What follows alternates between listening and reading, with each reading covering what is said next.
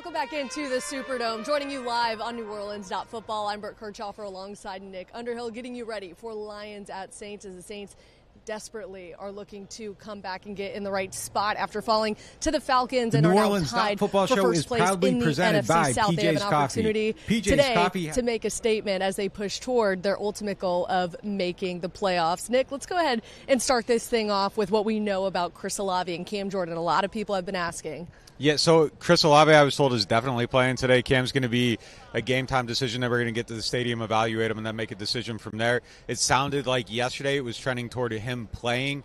He dressed for their walkthrough yesterday, so that's something in the right direction. Cam has only missed one game in his career due to injury. That was when he had that orbital bone situation. Yep.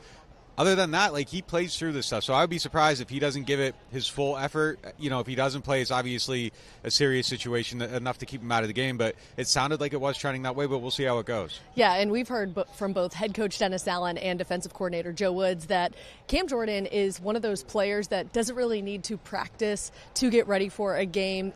He's a veteran that they trust, and it really is going to come up till game time. But with the My Cause, My Cleats, and we know how much Cam cares about giving back and things like that, and he's St. Jude's is his My Cause, My Cleats campaign this year, I expect him to hit the field. Yeah, so do I. And speaking of the My Cause, My Cleats, shout out to you and Edwin. You guys put out an amazing video on Brian Brzee and the family and their journey 1 year later following the passing of Ella Brzee. You're on our YouTube page right now. If you're watching this, so when you're done, go down, click on that, watch it. It was amazing work. And he mentioned St. Jude's in the story because that, of course, was a big part of Ella's story. But his cause for today will be Children's National. You'll be able to see his cleats here today in the Dome. We're going to hope to get video of that while we are live. But if you don't see it in our live pregame show, we have the video out as well as some videos, too, showing the cleats. And remember, this is a live question and answer pregame show presented by Matt Bowers Auto Group. I'm going to be paying attention to you guys in the chat. Give us your best shot for questions while we are up publicly on the YouTube site. Remember that we will go 10 to 15 minutes publicly answering your questions, and then we will go to the private link on NewOrleans.Football in about 15 minutes, and that's where we will answer all of the members-only questions. So if you want to stay with us for this entire hour-long pregame show, go ahead and get a membership. Nick, how do they do it? Go to NewOrleans.Football/subscribe, sign up. You get all of our content, everything that we do on the website. So it's $9 a month. Use the code NOF, 20% off your first payment. That takes it down to $720. Best value you can get. We show up and fight hard every day. We'll see if the Saints do that today. All right, the first question is about Chris Alve. If you missed it, if you guys are just joining us, Nick did mention that he is expected to be a go today. The question is, will Alve be more of a decoy to protect him, or is he going to be a full go if he plays today?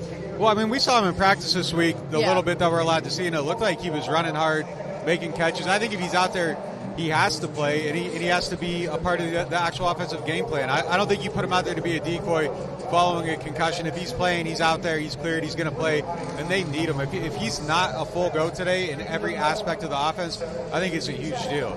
Inactives are going to come out in a little bit later, in about an hour from now. But one name I do expect to see is Jimmy Graham being up today. I don't think he's going to be inactive based on what we have heard this week. Now, I could be wrong, proved wrong, but based on sort of the little anecdotes that coaches have been leaving for us, little breadcrumbs around interviews this week, is that they might need Jimmy Graham in a game like this. When you don't have Michael Thomas, when you don't have Rashid Shaheed, Chris Alve did just come off of concussion protocol. They're going to keep him protective. If he takes a hit, who do you have? And so I think they have to put Jimmy Graham in the game plan today. How do you feel about that? I'd like to see it just because there's kind of that little bit of mystery about it, about what he's able to do, and we haven't seen him really get involved yet. I don't think, just based on the fact that he hasn't played a lot, I don't think he has a ton to give, but if he has a little to give, they need to kind of get contributions from everyone. But do you have, what would your hopes be for him or expectations of him be if he were to play today? The reason why I feel good about it is based on what we saw during Friday's practice. The Saints implemented red zone work on both Thursday and Friday. We got to see a little bit of that red zone work during Friday's practice. In either the first or second rep, I saw Jimmy Graham working in the offense. So that's why I think he is going to be up and available. But I think you use Jimmy Graham in the way that they talked to us about it when they first signed him. They were going to use him in these third down red zone packages. And right now you need help in that area of the field. When you go 0-5 last week against a rival on the road in the red zone. You have to start figuring out ways to win in that area of the field. And if Jimmy Graham can help you there, you have to put him in. Yeah, I agree with you on that. I mean, it's all hands on deck at this point with all these injuries they have. No Mike Thomas, no Rashid Shaheed. You know, I think Jimmy Graham kind of helps cover up a little bit of the loss of Mike Thomas a little bit. Obviously, Marquez Callaway's going to have a role today. He's up from the practice squad. He can make some contested catches. But, yeah, if there's anything Jimmy can give your team, now's the time to find out. And if he can't, stop using the roster spot, like, at this point. So if this isn't the time where you use him, I don't know when that time comes. All right, let's get to the extra red zone work. Do you think adding an extra practice will really do anything for this Saints team? I don't know. I mean, it's to be determined.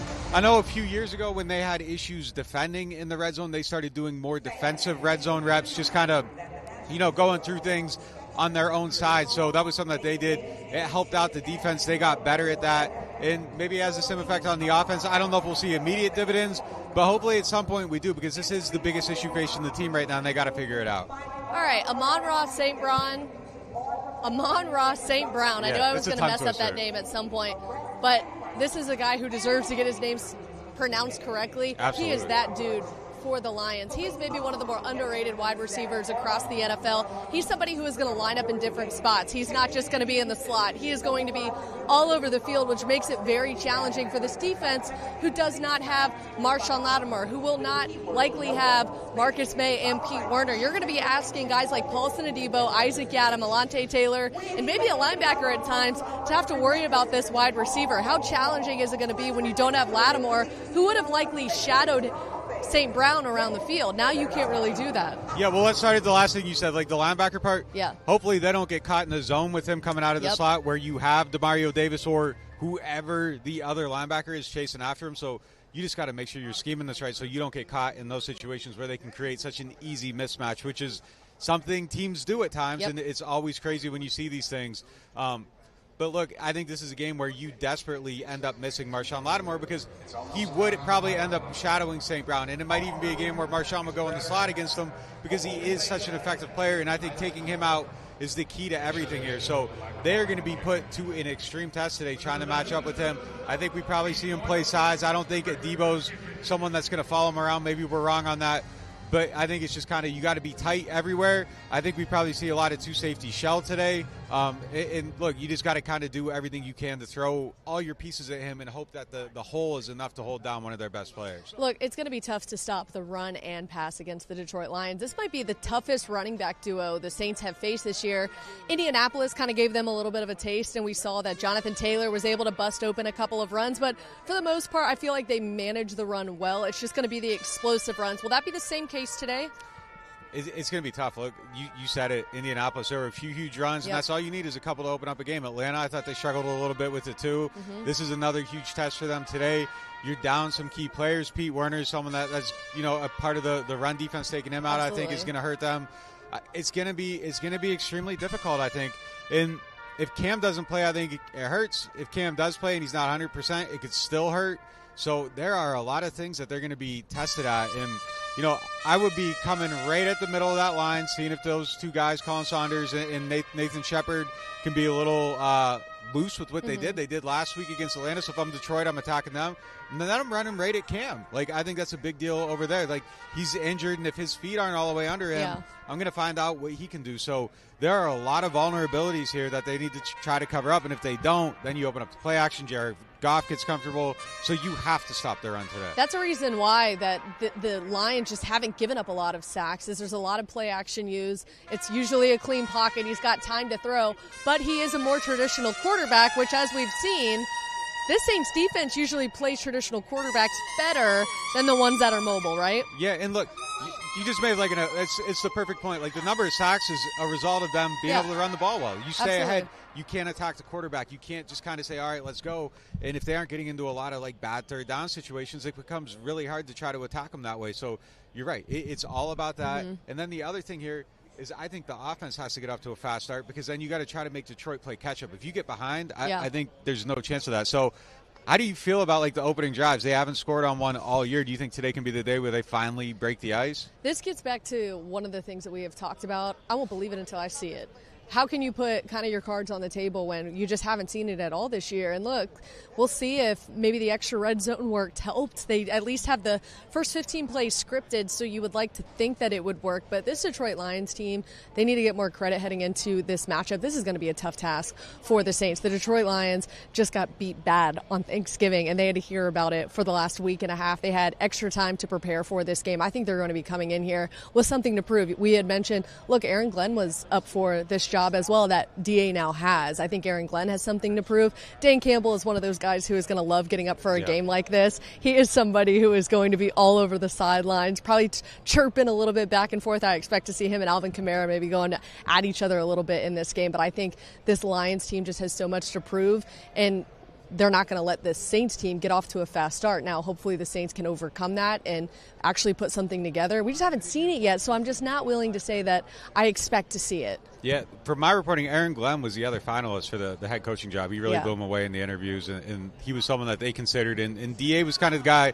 that they were looking at from the start, and you were kind of comparing people against him, and he made it a real conversation for them. So, yeah, I mean, that's something. My other question to you, do you think the pressure's up on Derek Carr this week, just kind of given how things have started to turn, and how do you think he's going to respond to that? I think it shows in just the way he's answering questions, to specific groups in New Orleans. He absolutely is paying attention to everything that is being said. He might not say he is, but look, when you're the quarterback of a franchise that is paying you this much money and desperately needs him to show up, he absolutely feels the pressure. It's just a matter of, are you going to rise to the occasion or are you going to crack? You now have an opportunity to potentially get a massive win at home over a really, really good Lions team that should win this game. You're trying to prove not only to the Saints organization, to everybody in this Superdome. We mentioned this week on the podcast, there's going to be a lot of boos in here if Derek Carr can't move the football. Look, he asked for Who Dat Nation to show up for him today. If he shows up for them, they're going to show up for him. So it's just a matter of that. And look, yes, to answer your question, simply, Derek Carr does feel the pressure. Absolutely he does. I think there's a lot on him. Yeah, and look, I don't know that his fate is sealed with how anything goes today, but if you win this game, it goes a long way toward backing people off of you. It goes a long way toward just kind of, galvanizing people around you a little bit. We can talk about how well the offense is playing, and we know he'll talk about that. That's the hope, is that we go into postgame and we're asking, wow, look at that beautiful ball to Chris Alve. You hit him how many? Like, we want to have those conversations at postgame. It's a matter of the Saints actually just doing it. Let's go back to this live chat. We see you guys throwing questions in there. Let's go ahead and keep talking about the Saints offense. Will Alvin Kamara line up in the slot at times today? We'll see. They haven't done a ton of it this year. But you start getting down receivers. Yeah, I would find a way to get him into those situations, and maybe we do see some more creativity. This is a good question because I think it's a little bit different when you lose guys on the fly like they did last week. It's a little bit harder to adjust and get people in the spots that you weren't necessarily preparing for. But when you have a full week going into it, maybe you do see some of these guys get involved a little bit more. So I hadn't considered this, but yeah, I think this would probably be a good spot to get them into some of those situations. All right, looking at some of these questions in the chat, will the fans start chanting Ben Johnson at some point during this game? Look, I think this is going to be a hostile environment if they don't get off to a fast start. Like, we might hear them get booed early on. They might get booed during intros. Like, people are kind of fed up a little bit, and I think it's going to be a very delicate situation. So you could hear anything chanted today. You could hear chants about people being fired, benched, anything. I think everything's on the table. All right, along those lines, how many wins will save this staff? I think it's more of a how many losses will it take to maybe put them completely on the hot seat and have to make a change. But if they do win the rest of these games and make the playoffs, I don't know. Do you think that's enough to save their seats? I think it's potentially enough to save their seats. Right. If they get into the playoffs, I think there's a real possibility that everyone comes back. I don't think it guarantees everyone comes back. I think you get into, like, how does it look? How does it look in the playoffs? Do they win that game? Do they lose it? Do they lose it in ugly fashion? Are players still behind the head coach? Or players, having conversations about their discontent with the coaching staff, with the front office? Like, I think all these things need to be considered at some point. But I think if they win these games, they win some of them convincingly, and they get in the playoffs and they look okay in the playoffs, I think there's a real chance everybody comes back. All right, we're going to take one last question on social. This was a public question that I think was really great that we got this week on Twitter. You guys can also send in your questions early, not just in the live chat. We're going to take this question live. give an answer, and then we're going to head over to the private chat. So if you are not one of the NOF members, go ahead and sign up. You still got time to join us there on the private link. All right, is this year's offense similar to last season's in terms of play calling / tendencies? Is that a potential reason and explanation for some of the struggles? It's similar in a lot of ways, but there's also differences too. Like, one of the things they're doing is a lot of the receiver routes have or choice routes, option routes, where you're reading the defense and making a decision. They're doing more of that this year than we saw in previous years, which, I think puts some of the onus on reading the defense on the wide receivers as well as the quarterback, and they got to see it the same way. And I think that's why we see so many times where things aren't in sync, where the quarterback's going one place with the ball, the receiver's going with another, because they aren't necessarily seeing things the same way. So that means somebody within that is reading the defense wrong. And, I think it's blame on both sides of that. So that's one thing they're doing a little bit differently. The core principles of the offense are just baked in. They're always going to kind of be like that. So, yeah, there are a lot of similarities, and there's some window dressing on top that has changed a little bit. All right, let's go over to the members only now. Thank you guys so much for joining us on the live public question and answer pregame show presented by Matt Bowers Auto Group. We will see you guys later this week. For now, we will